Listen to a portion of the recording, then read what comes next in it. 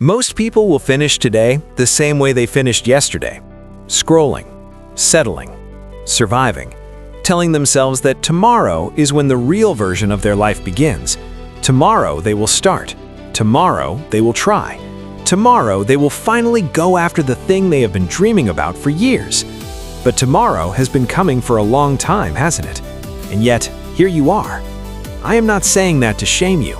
I am saying it because I need you to feel the weight of that truth right now. Not next week, not when you are more motivated, not when the timing is better. Right now. Because the most dangerous place you can live is in the comfortable lie that you still have unlimited time to become who you were meant to be.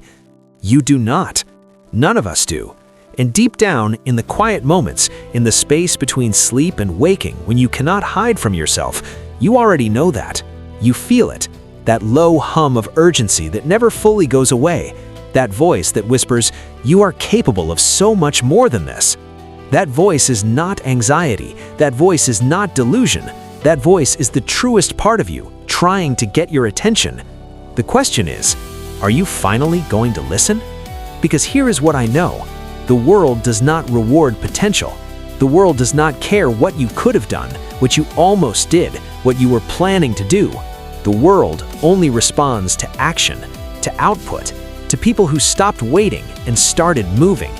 So the question is not whether you have what it takes. The question is, are you willing to do what it takes, even when it is hard, even when you are afraid, even when nobody is watching and nobody is clapping and the results are not showing up yet? That is where your real answer lives. Let us be brutally honest with each other for a moment. You have been lying to yourself. Not about big things, maybe not even consciously, but every morning when you hit snooze, you are lying. Every time you say, "I will start Monday," you are lying. Every time you scroll for 2 hours and call it recharging, you are lying. Every time you tell people you are too busy when really you're just too scared, you are lying. And the worst part? You have been lying so long, the lie feels like the truth. You have convinced yourself that some people are just born lucky, that success belongs to people who had better starts, better connections, better resources. You have convinced yourself that you missed the window, that it is too late, that you are too old, too young, too broke, too ordinary, too far behind. But let me ask you something. Colonel Sanders was 62 years old, 62 when he franchised KFC. J.K. Rowling was a broke single mother living on welfare, writing her story on napkins in a coffee shop when she created Harry Potter. Michael Jordan, the greatest basketball player who ever lived, was cut from his high school team. Oprah Winfrey was told by a television producer that she was unfit for TV. Elon Musk was nearly bankrupt and had lost almost everything before Tesla and SpaceX changed the world. Your excuse is not your identity.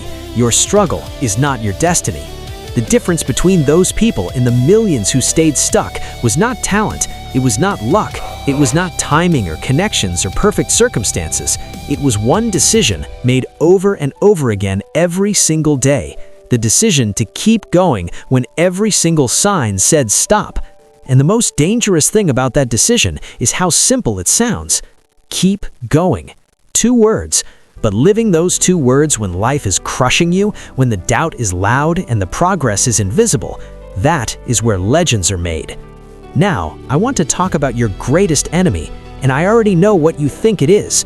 Your boss, your financial situation, your toxic relationship, your difficult past, the people who doubted you, the system that failed you. I hear you.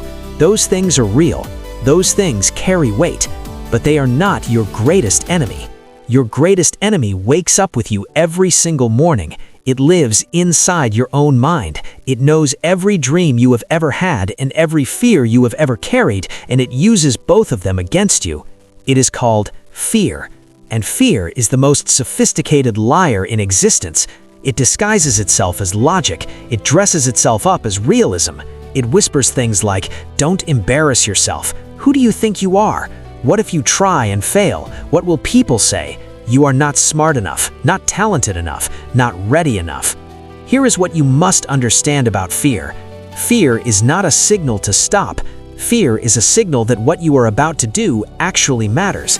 The bigger the fear, the bigger the reward waiting on the other side of it. Every single person you admire was terrified.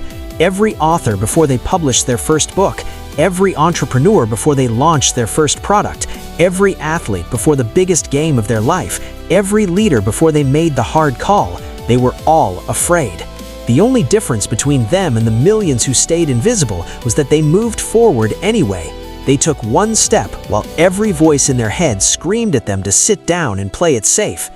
Courage is not the absence of fear. Courage is moving forward while your hands are shaking.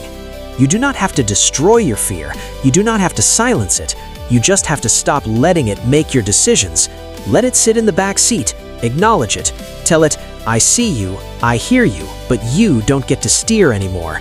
And then you drive. You drive towards the thing you have been postponing. You drive towards the person you have been delaying becoming. You drive and you don't stop. Let me talk about comfort, because comfort is the silent killer of greatness, and it's so deeply, dangerously seductive. Comfort says, you've worked hard enough today, you deserve to rest. And sometimes that's true. Rest matters, recovery is real, but comfort has a way of turning rest into retreat, into avoidance, into an entire life built around managed mediocrity. Your comfort zone is the most expensive place you will ever choose to live, because the price you pay for staying there is your potential. Think about what you have traded away to stay comfortable. Think about the business you never started, the conversation you never had, the book still sitting unwritten inside you, the risk you backed away from, the version of yourself you used to imagine, lying on the grass at 17, looking up at the sky, thinking, someday I'm going to do something that matters. Someday never comes for comfortable people. Someday is where great ideas go to be buried. Here is the real choice in front of you, because you will feel one of two kinds of pain in this life, the pain of discipline or the pain of regret. There is no version of life where you avoid both. You will feel one of them, guaranteed. The question is, which one you choose. The discipline that feels hard today, the early mornings, the rejections, the sacrifices, the work your friends don't understand, those are investments, temporary discomfort for permanent transformation. But regret? Regret is a debt that compounds with interest every single year, and it comes due at the end when you have no time to pay it back. And by then, all the money in the world can't buy back a single day. Choose your pain wisely. I want to destroy a myth right now, a myth that has kept millions of people passive, waiting for something that will never arrive on its own. The myth is this: success is a destination, a finish line you cross, a moment where everything clicks, the clouds part, the pressure lifts, and you finally made it. Success is not a destination. Success is a direction, and it's built entirely in the minutes nobody else sees. Success is the 30 minutes you spend sharpening your skills when you could have been watching television. It's the phone call you made when it felt embarrassing to ask for help. It's the day you showed up even though you felt completely unqualified. It's the plan you revised for the 11th time because the 10th version wasn't good enough. It's the choice you made at 2 in the morning when no one was watching and no one would ever know to be the person you promised yourself you would be. That is success. Not a trophy, not a moment, 1,000 small choices that no one ever applauds. Every elite performer, athletes, surgeons, entrepreneurs, artists, musicians, they all point to the same thing. It's not raw talent that separates the extraordinary from the ordinary. It's hours, it's repetition, it's showing up when you don't feel like it and doing the work anyway. It's failing privately so you can succeed publicly. Every master was once a disaster. Every expert was once a beginner who simply refused to stop. Thomas Edison failed over 10,000 times before he invented the light bulb. 10,000 times. And when a reporter asked how it felt to fail that many times, he said, "I did not fail. I found 10,000 ways that don't work." What if you adopted that mindset? What if failure stopped being evidence that you can't do it and started being information on how to do it better? What if every setback was your education? What if every door that closed was protecting you from a path that was never yours and pointing you towards one that actually is? There is a moment that changes everything. I have seen it happen. Not in movies, in real life, in people who were completely broke and built wealth, in people who were completely broken and rebuilt themselves, in people who felt invisible for years and became forces that could not be ignored. And that moment is never glamorous. It doesn't happen on a stage. It happens in private, in a quiet room, in the car, in the shower, in the middle of the night when the silence gets too loud to ignore. It is a moment where an ordinary person, not so different from you, makes one decision, one committed, non-negotiable, I'm done playing small, I'm done shrinking, I'm done waiting decision.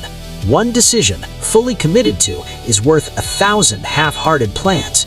And here is what most people never grasp. We don't rise to the level of our goals. We fall to the level of our habits, and our habits are built on our identity, on the story we tell ourselves about who we are. So stop asking what you want to achieve. Start asking who you need to become. A person who is physically strong is not just someone with a gym membership. They are someone who decided, I'm the kind of person who takes